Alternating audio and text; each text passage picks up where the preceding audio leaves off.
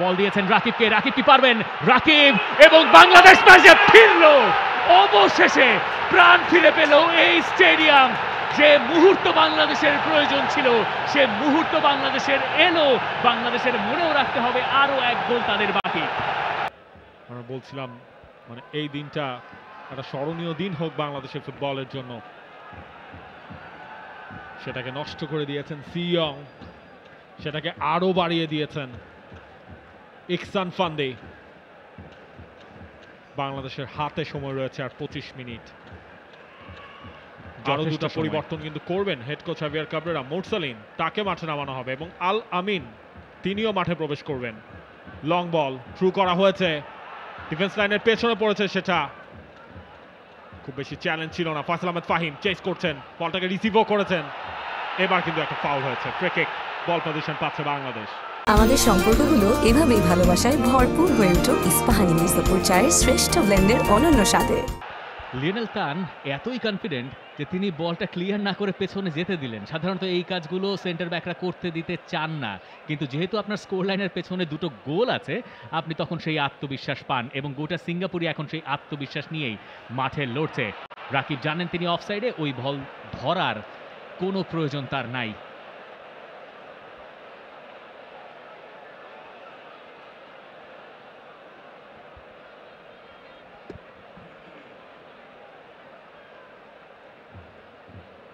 আরো একবার সেই জর্ডান আদলি,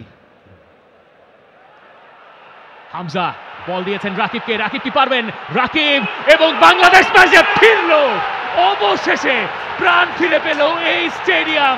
যে মুহূর্ত বাংলাদেশের প্রয়োজন ছিল সে মুহূর্ত বাংলাদেশের এলো।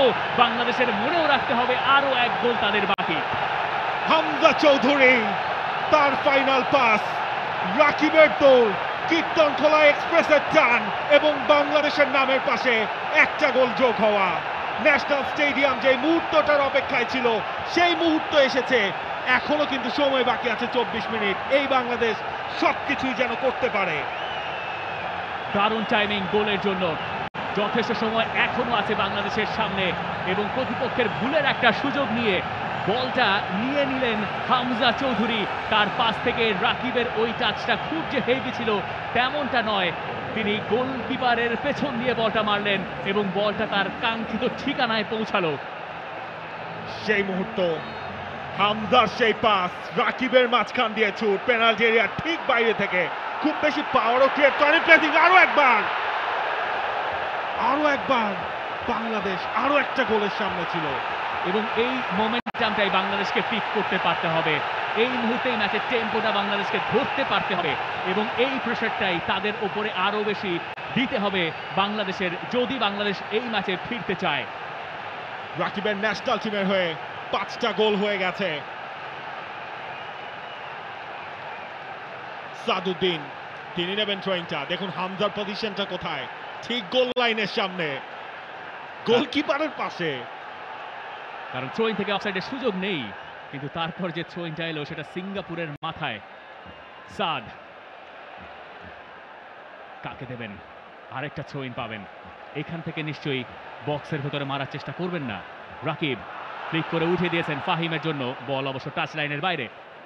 For more updates, subscribe to our YouTube channel and click on the bell icon. Follow us on Facebook and Instagram. Download T-Sports app to enjoy exciting games and highlights. Visit tsports.com.